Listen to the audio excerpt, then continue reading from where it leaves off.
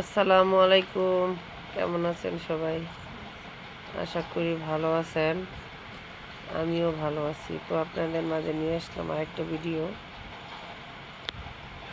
আলু সেদ্ধ। আলুটা আমি সেদ্ধ করে নিছি। তো আলুটা ভর্তা করতেছি। তো সাইডে আছে পেঁয়াজ বাটা, মরিচ বাটা, এখন দিয়ে দিলাম আদা রসুন বাটা। আর ওগুলো হইতেছে গরুর মাংস। এগুলো সব একসাথে আমি মাখাবো। হলুদের গুঁড়া, মরিচের গুঁড়া, জিরার গুঁড়া,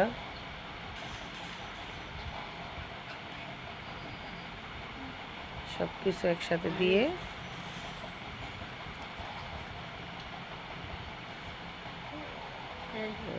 জিরার গুঁড়োটা দিয়ে দিলাম। এখন সব কিছু একসাথে মাখাবো স্বাদ মতো লবণ দিয়া।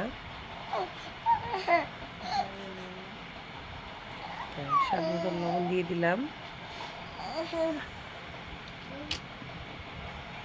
এখন সব কিছু একসাথে মিক্স করব।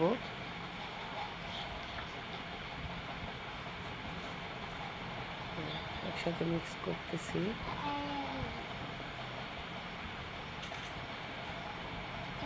পরে মিক্স করা হয়ে গেছে।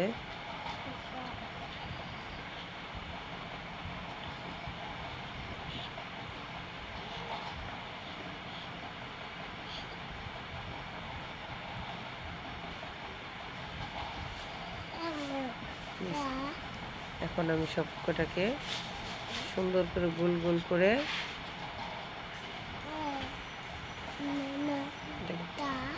শাহী কাবাব বানাবো। খুব সুন্দর হয়েছে।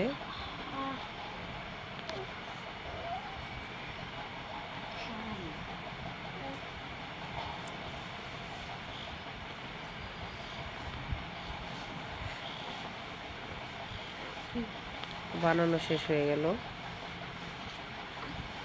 এখন আমি তেলের মধ্যে দিয়ে দিছি।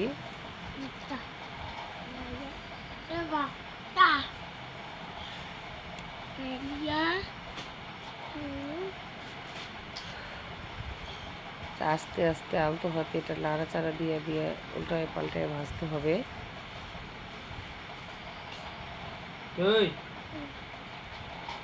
ভাজা হয়ে গেছে। তো এখন আমি উঠাই নিলাম।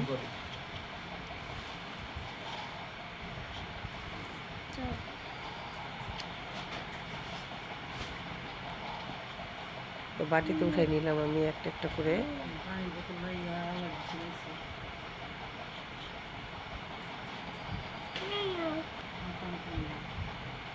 যারা আমার ভিডিওটা দেখতেছেন সবাইকে বলছি আমার চ্যানেলটাকে সাবস্ক্রাইব করে দিবেন, একটা লাইক দিবেন, একটা কমেন্ট করবেন।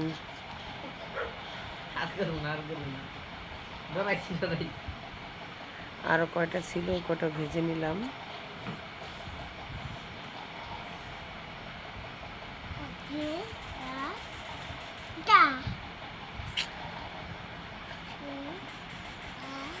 তো পুরাই ভাজা হয়ে যাচ্ছে।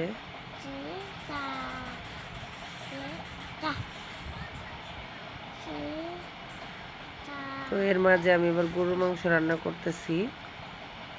ওইটা একটু দেখাই। এই যে দেখেন আমি গরুর মাংসটা রান্না প্রায় হয়ে গেছে।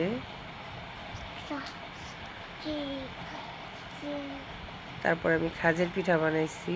এই দেখেন আমি খাজের পিঠা। আসলে কি সবসময় পিঠা অতটা ভালো হয় না, তো আজকে আমার পিঠাটা অতটা ভালো হয় নাই। পিঠাটা মোটামুটি হয়েছে, তো খাওয়া যায়। আসলে পিঠা অনেকে দেখলে, কিছু মানুষ আছে দেখলে সহ্য করতে পারে না, তো তাই পিঠাটা নষ্ট হয়ে যায়। তো আমার আজকে ওরকমই হয়েছে, আমার পিঠাগুলো নষ্ট হয়ে গেছে অনেকগুলা। ফার্স্টের পিঠাগুলো অনেক সুন্দর হয়েছিল, পরের পিঠাগুলো আর কি নষ্ট হয়ে গেল।